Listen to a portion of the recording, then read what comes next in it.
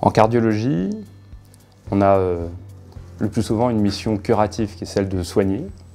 Et donc on s'intéresse à toutes les pathologies qui touchent le cœur. Ça peut être des pathologies du muscle cardiaque, ce qu'on appelle des cardiomyopathies, ou de la défaillance de la pompe cardiaque qui ne pompe plus assez, ce qu'on appelle de l'insuffisance cardiaque. Ça peut être une atteinte des artères qui nourrissent le cœur. Mais il y a aussi une mission du cardiologue qui n'est pas une mission simplement curative, qui est celle de prévention, d'accompagnement et d'éducation, et qui consiste essentiellement en la prise en charge des facteurs de risque cardiovasculaires qui sont l'hypertension, le cholestérol, la maîtrise du poids, la maîtrise des règles d'hygiène de vie, de son alimentation, de son activité physique.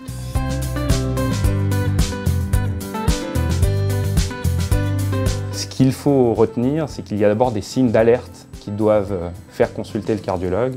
Une douleur dans la poitrine, un essoufflement, une sensation de malaise ou d'étourdissement, ou bien des palpitations. Évidemment, il faut consulter rapidement si on a l'un de ces signes. Mais il y a aussi certains moments de la vie où il est tout à fait important de consulter son cardiologue.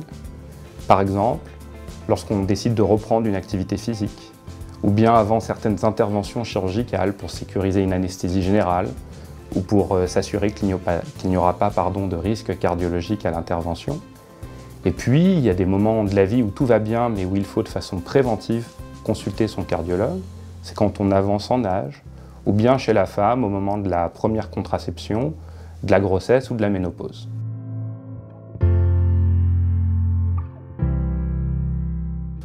Les maladies cardiaques et cardiovasculaires représentent 31% de la mortalité mondiale. En France, chaque année, il y a 120 000 infarctus, et notre principal outil pour lutter contre l'incidence de ces pathologies, contre la survenue de ces pathologies, c'est la prévention. Et donc oui, évidemment, il y a un terrain qui prédispose aux maladies cardiovasculaires et c'est ce terrain-là qu'il faut dépister et qu'il faut combattre. On parle d'hypertension artérielle, de taux de cholestérol élevé, de diabète, qui sont des facteurs qu'on peut tout à fait contrôler avec une bonne alimentation. On parle évidemment du tabagisme, contre lequel il faut combattre. Et puis il y a ensuite l'exposition au stress, contre lequel aussi il faut trouver des aménagements importants.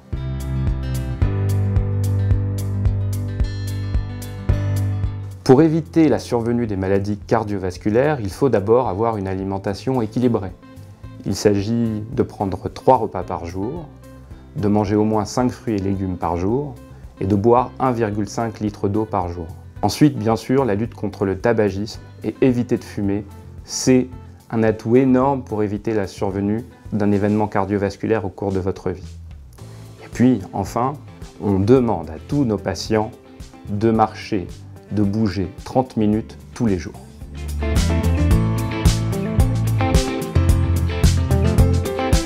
Faire du sport, c'est bon à tout point de vue.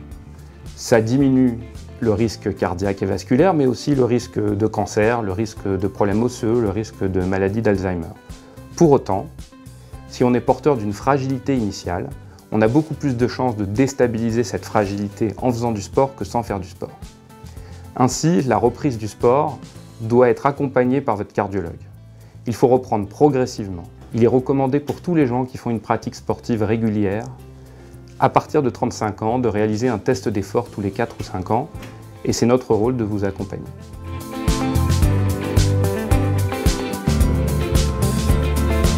L'infarctus, c'est la pathologie qui fait peur à tous nos patients, c'est l'occlusion aiguë brutale d'une artère coronaire, d'une artère nourricière du cœur.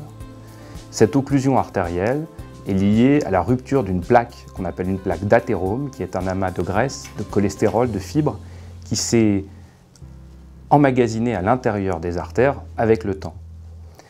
Pour éviter la survenue d'un infarctus, il faut évidemment lutter contre la formation de cette plaque d'athérome en luttant contre tous les facteurs de risque cardiovasculaires, traiter votre hypertension, traiter votre diabète, traiter votre cholestérol et avoir une activité physique régulière et bien sûr, ne pas fumer.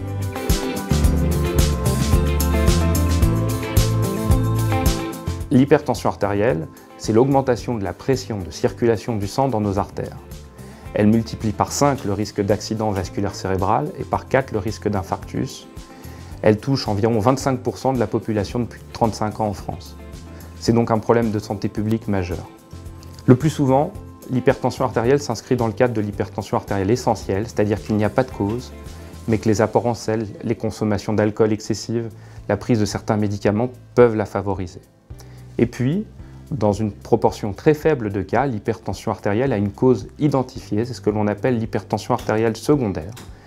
On doit toujours rechercher les causes de l'hypertension quand elle apparaît chez un sujet jeune, quand elle apparaît chez un sujet qui n'a aucun facteur de risque ou quand elle est résistante au traitement.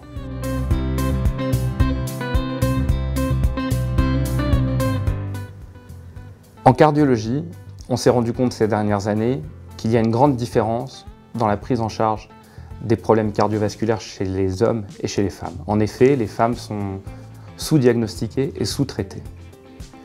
Alors qu'il y a la croyance que les maladies cardiovasculaires touchent plus souvent les hommes, c'est vrai au plan statistique, mais les maladies cardiovasculaires ne sont pas des maladies d'hommes. Il y a aujourd'hui une femme sur 3 qui décède d'un problème cardiovasculaire contre une femme sur 25 qui décède d'un cancer du sein. C'est donc un problème majeur de santé publique. Et il faut savoir que chez les femmes, la présentation d'un infarctus, par exemple, peut se présenter de façon un peu différente et atypique par rapport à celle avec laquelle il se présente chez un homme. En effet, ça peut simplement se traduire par un peu de fatigue, par un peu d'essoufflement, par des sensations de nausée ou par des douleurs dorsales. Et ces signes-là doivent alerter les femmes pour consulter leur cardiologue.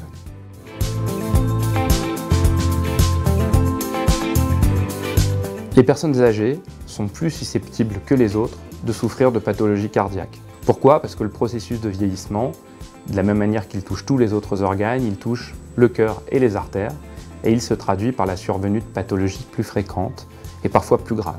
Comment les prévenir? Ces pathologies cardiovasculaires de la personne âgée se préviennent tout au long de la vie, avec des dépistages médicaux réguliers, avec une hygiène de vie adaptée et avec la lutte contre tous les facteurs de risque cardiovasculaires.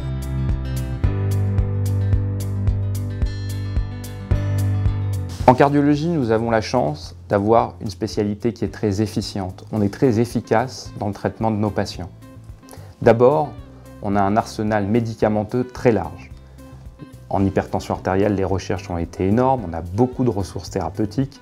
Dans l'insuffisance cardiaque, il y a des progrès permanents dans les traitements que l'on peut proposer. On a donc d'abord des traitements médicamenteux très performants et qui sont la base du traitement de nos patients.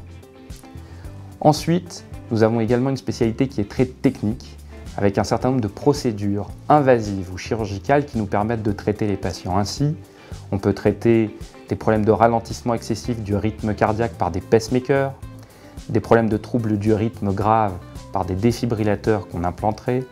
On peut encore traiter ces troubles du rythme par des procédures d'ablation. On peut enfin changer maintenant des valves de façon percutanée en passant par les jambes et en remplaçant à l'intérieur du cœur une valve sans même ouvrir la poitrine.